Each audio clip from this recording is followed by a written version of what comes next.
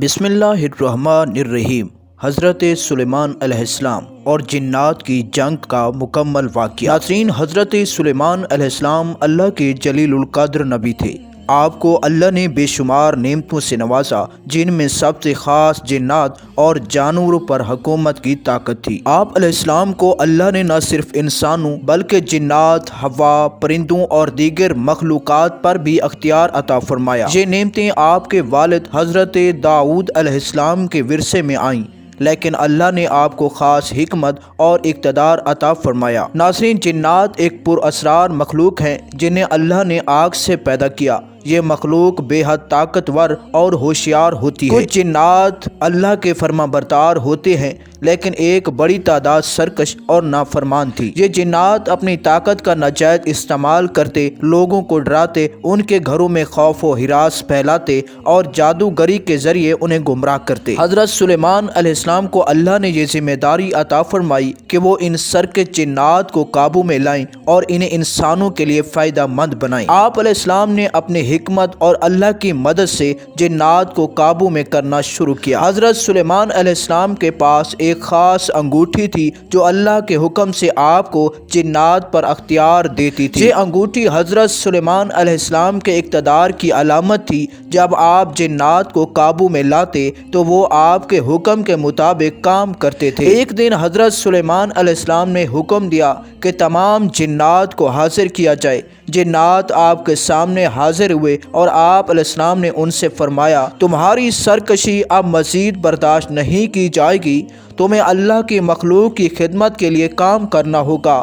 جو نافرمانی کرے گا وہ سخت سزا پائے گا۔ جنات خوف زدہ ہو گئے، لیکن ان میں سے کچھ سرکش جنات نے آپ علیہ السلام کو حکم کو ماننے سے انکار کر دیا۔ انہوں نے کہا کہ وہ کسی انسان کے حکم کے پابند نہیں ہوں گے۔ سرکش جنات نے حضرت سلیمان علیہ السلام کی طاقت کو چیلنج کیا۔ انہوں نے کہا کہ وہ اپنی طاقت اور جادوگری کے ذریعے آپ علیہ السلام کے اقتدار کو ختم کر دیں گے۔ حضرت سلیمان علیہ السلام کو اللہ پر کامل یقین تھا۔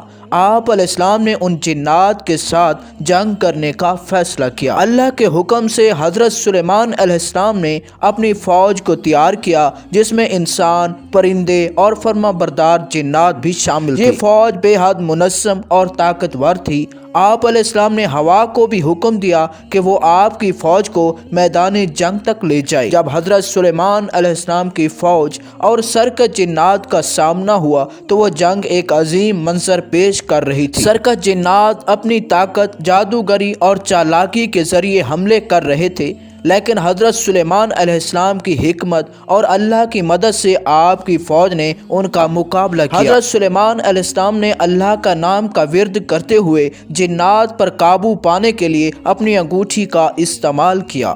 سرکش جنات جو اپنی طاقت پر نازاں تھے، ایک ایک کر کے شکست کھاتے گئے۔ حضرت سلیمان علیہ السلام نے انہیں قید کر لیا اور ان کے لیے سخت سزائیں مقرر کی۔ اس جنگ کے بعد جنات نے حضرت سلیمان علیہ السلام کی طاقت کو تسلیم کیا۔ انہوں نے وعدہ کیا کہ وہ آئندہ انسانوں کو نقصان نہیں پہنچائیں گے اور حضرت سلیمان علیہ السلام کے حکم کے مطابق کام کریں گے۔ حضرت سلیمان علیہ السلام نے ان جنات کو مختلف کاموں پر لگا دیا، جیسے کہ عظیم عمارتوں کی تعمیر، سمندر سے موتی نکالنا اور دیگر اہم خدمات۔ حضرت سلیمان علیہ السلام نے ہمیشہ انصاف کے ساتھ حکومت کی۔ آپ علیہ السلام نے انسانوں اور جنات کے درمیان ایک مثال قائم کی کہ طاقت اور حکمت کے ذریعے ہر قسم کی مخلوق کو قابو میں رکھا جا سکتا ہے۔ آپ علیہ السلام کی خدمت امن و سکون کا نمونہ تھی۔ حضرت سلیمان علیہ السلام اور جنات کی جنگ ہمیں یہ سبق دیتی ہے کہ اللہ پر بھروسہ اور حکمت کے ساتھ ہر قسم کی مشکل کو حل کیا جا سکتا ہے۔ یہ کہانی ہمیں یہ بھی سکھاتی ہے کہ طاقتور ہونے کے باوجود انصاف اور ہدایت کے راستے پر چلنا کتنا اہم ہے۔ یہ کہانی حضرت سلیمان علیہ السلام کی زندگی کی ایک اہم جھلک پیش کرتی ہے، جو نہ صرف مسلمانوں بلکہ دیگر مذاہب کے ماننے والوں کے لیے بھی باعث رہنمائی ہے۔ ناظرین، یہ تھی ہماری آج کی مختصر سی ویڈیو۔ اگر یہ ویڈیو اچھی لگے تو ہمارے یوٹیوب چینل مہدی وائس کو سبسکرائب کر لیں اور اس ویڈیو کو اپنے دوستوں کے ساتھ بھی شیئر کریں۔ ناظرین، ملتے ہیں اگلی ویڈیو میں، اپنا ڈھیر سارا خیال رکھیے گا۔ اللہ تعالیٰ آپ سب کا حامی اور ناصر ہو۔ اللہ نگہبان۔